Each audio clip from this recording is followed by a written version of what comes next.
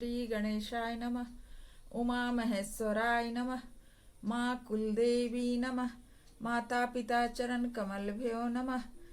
आज विद्येश्वर संहिता के 13वें अध्याय से कुछ बता रही हूँ, जिसमें आधा पहले बता चुकी थी। सदाचार, शौचाचार, स्नान, भस्म धारण, संध्या वंदन, प्रणव जप आदि।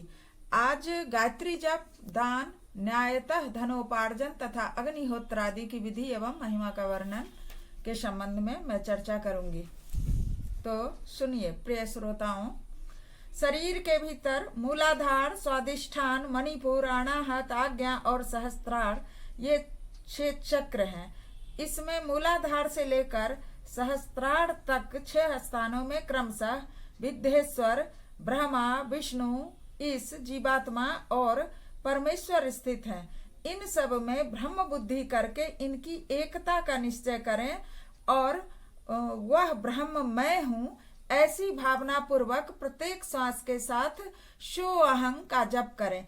उन्हीं विद्येश्वर आदि की ब्रह्मरंध्र आदि में, ब्रह्मरंध्र किसको कहते हैं? ब्रह्मरंध्र एक मूल बिंदु है जो मनुष्य के मस्तिष्क में सबसे ऊपरी भाग में स्थित होता है।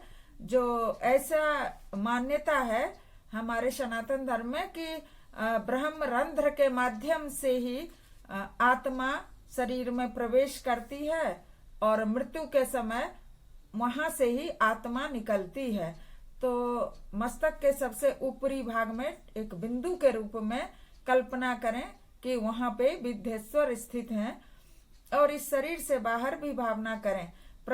प्रकृति के विकारभूत महतत्व से लेकर पंचभूत पर्यंत तत्वों से बना हुआ जो शरीर है, ऐसे सहस्त्रों शरीरों का एक एक अजपा गायत्री के जप से एक एक के क्रम से अतिक्रमण करके जीव को धीरे धीरे परमात्मा से संयुक्त करें। यह जप का तत्व बताया गया है। 100 अथवा 28 मंत्रों के जप से उतने ही शरीरों का अतिक्रमण होता है। इस प्रकार जो मंत्र जप है, इसी को आदि क्रम से वास्तविक जप समझना चाहिए। सहस्त्र बार किया हुआ जप ब्रह्मलोक को प्रदान करता है। 100 बार किया हुआ जप इंद्र पद की प्राप्ति कराता है।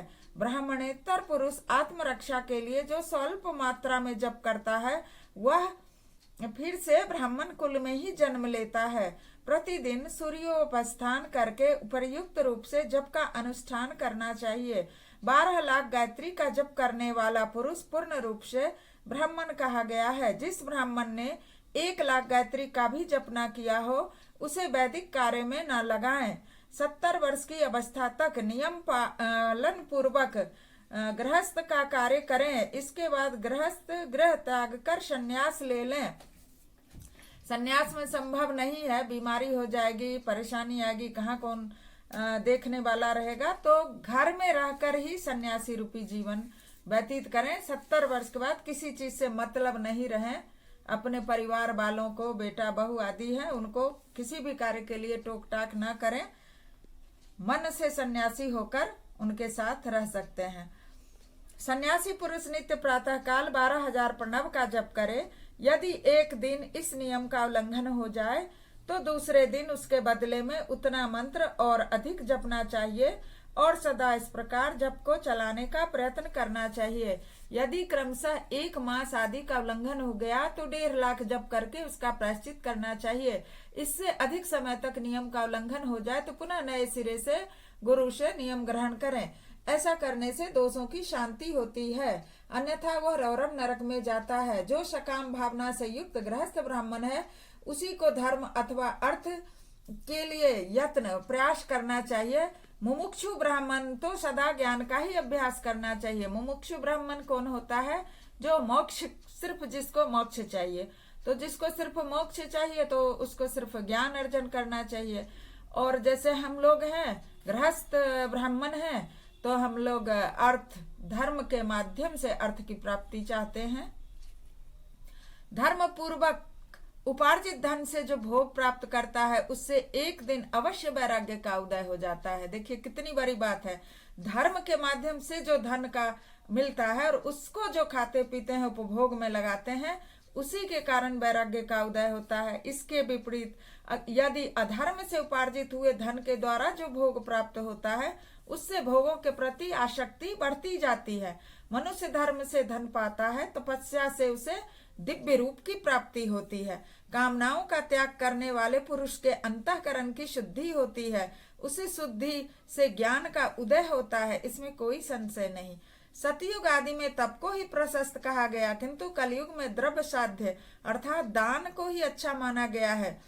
सतयुग में ध्यान से, त्रेता में तपस्या से और द्वापर में यज्ञ करने से ज्ञान की सिद्धि होती है, परंतु कलयुग में प्रतिमा भगवत विग्रह की पूजा से ज्ञान लाभ होता है।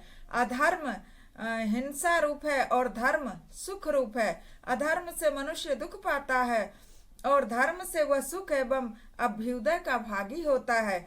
दुराचार से दुख प्राप्त होता है और सदाचार से सुख। अतः भोग और मोक्ष की सिद्धि के लिए धर्म का उपार्जन करना चाहिए।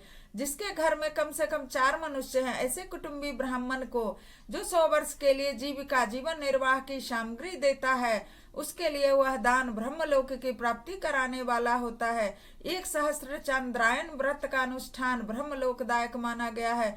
जो क्षत्रिय 1 सहस्त्र कुटुंब को जीविका और आवास देता है, उसका वह कर्म इंद्रलोक की प्राप्ति कराने वाला होता है। 10,000 कुटुंबों को दिया हुआ आश्रय दान ब्रह्मलोक प्रदान करता है। दाता पुरुष जिस देवता को सामने रखकर दान करता है, अर्थात वह दान द्वारा जिस देवता को प्रसन्न करना चाहता है, उसी का लोक उसे मिलता है। ये बात वेद वेत्ता पुरुष अच्छी तरह जानते हैं। धनहीन पुरुष सदा तपस्या का उपार्जन करे, क्योंकि तपस्या और तीर्थ सेवन से अक्षय सुख पाकर मनुष्य उसका उपभोग करता है। अब मैं न्यायतः धन के उपार्जन की विधि बता रही हूँ। ब्राह्मण को चाहिए कि वह सदा सावधान रहकर विशुद्ध प्रतिग्रह, दान ग्रहण तथा याजन यज्ञ कराने आदि से धन का अर्जन करे। वह इसके लिए कहीं दीनता न दिखाए और न अत्यंत क्लेशदायक कर्म ही करे। क्षत्रिय बाहुबल से धन का उपार्जन करे और वैश्य कृषि एवं गोरक्षा से। न्यायोपार्जित धन का दान करने से दाता को ज्ञान की सिद्धि प्राप्त होती है। ज्ञान सिद्धि द्वारा सब पुरुषों को गुरु कृपा मोक्ष सिद्धि सुलभ होती है। मोक्ष से स्वरूप की सिद्धि प्राप्त होती है, जिससे मुक्त पुरुष परमानंद का अनुभव करता है। गृहस्थ पुरुष को चाहिए कि वह धन धान्य आदि सब वस्तुओं का दान करता रहे। वह तृषा निवृत्ति के लिए जल और क्षुधा रूपी रोग की शांति के लिए अन्न का दान करे। खेत धान्य, कच्चा अन्न और भक्ष्य भोज, लेह और चौष्य, ये 4 प्रकार के सिद्ध अन्न दान करने चाहिए। जिसके अन्न को खाकर मनुष्य जब तक कथा श्रवण आदि सदकर्म का पालन करता है, उतने समय तक उसके किए हुए पुण्य फल का आधा भाग दाता को मिलता है, इसमें संशय नहीं। दान लेने वाला पुरुष दान में प्राप्त हुई वस्तु का दान में प्राप्त की हुई वस्तु का दान तथा तपस्या करके अपने प्रतिग्रह जनित पाप की शुद्धि करे, अन्यथा उसे रौरव नरक में गिरना पड़ता है। अपने धन के 3 भाग करे। 1 भाग धर्म के लिए, दूसरा भाग वृद्धि के लिए और तीसरा भाग अपने उपभोग के लिए। नित्य, नैमित्तिक और काम्य, ये तीनों प्रकार के कर्म धर्मार्थ रखे हुए धन से करे। साधक को चाहिए को वृद्धि के लिए रखे हुए धन से ऐसा व्यापार करे जिससे उसकी धन की वृद्धि होती रहे, तथा उपभोग के लिए रक्षित धन से हितकारक, परिमित एवं पवित्र भोग भोगे। खेती से पैदा किए हुए धन का 10वां अंश दान कर दे, इससे पाप की शुद्धि होती है। शेष धन से धर्म, वृद्धि एवं उपभोग करे, अन्यथा वह रौरव नरक में पड़ता है, अथवा उसकी बुद्धि पाप पूर्ण हो जाती है या खेती ही चौपट हो जाती है। वृद्धि के लिए किए गए व्यापार में प्राप्त हुए धन का 6ठा भाग दान कर देने के योग्य होता है। बुद्धिमान पुरुष अवश्य उसका दान कर दे। जैसे हम लोग सरकारी नौकरी में टैक्स देते रहते हैं, हर जगह टैक्स। विद्वान को चाहिए कि वह दूसरों के दोषों का बखान न करे। ब्राह्मणों, दोषवश दूसरों के सुने या देखे हुए छिद्र को भी प्रकट ना करे। विद्वान पुरुष ऐसी बात ना कहे जो समस्त प्राणियों के हृदय में रोष पैदा करने वाली हो। बहुत लोग कहते हैं कि मुझे तो मुंह पे कहने की आदत है, मैंने तो उसकी कमियों को देखा, उसे मुंह पे कह दिया, मैंने तो बेइज्जत कर दिया, और ऐसा कह के बहुत प्रसन्न मुद्रा में फिरते हैं और दूसरों से चर्चा करते हैं। अरे मूर्ख, यहाँ तो लिखा है कि विद्वान को चाहिए, अर्थात तुम मूर्ख हो जो इस तरह के कर्म करते हैं।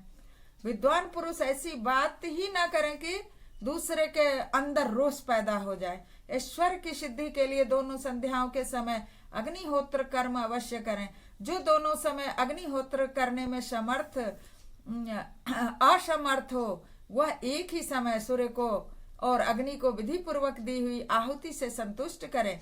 चावल, धान्य, घी, फल, कंद तथा हविष्य इनके द्वारा विधि पूर्वक स्थाली पाक बनाएं तथा यथोचित रीति से सूर्य और अग्नि को अर्पित करें। यदि हविष्य का अभाव हो तो प्रधान होम मात्र करे। सदा सुरक्षित रहने वाली अग्नि को विद्वान पुरुष अजस्त्र की संज्ञा देते हैं अथवा संध्या काल में जप मात्र या सूर्य की वंदना मात्र कर लें। आत्मज्ञान की इच्छा रखने वाले धनार्थी पुरुषों को भी इस प्रकार विधिवत उपासना करनी चाहिए। जो सदा ब्रह्म यज्ञ में तत्पर होते हैं, देवताओं की पूजा में लगे रहते हैं, नित्य अग्नि पूजा एवं गुरु पूजा में अनुरक्त रहते हैं तथा ब्राह्मणों को तृप्त किया करते हैं, वे सब लोग स्वर्ग लोक के भागी होते हैं। ये तो आसान है। ब्रह्म यज्ञ प्रतिदिन करने वाले यज्ञ में एक मुट्ठी अनाज निकाले, चिड़िया को दें, चिड़िया के लिए जल रखें, कुछ आटों की गोलियां बनाकर नदी में मछलियों को खाने दें।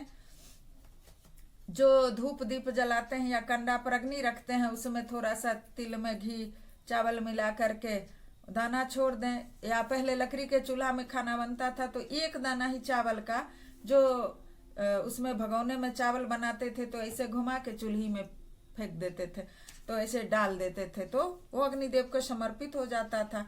तो यही सब है, संस्कार है, संस्कृति है और वो यहीं से लिया गया है जो हम लोगों को सिखाया जाता है बचपन से। तो बोलिए भगवान। अभी 13वां अध्याय विद्येश्वर संगीता का 13वां अध्याय समाप्त हुआ। बोलिए भगवान शंकर की जय।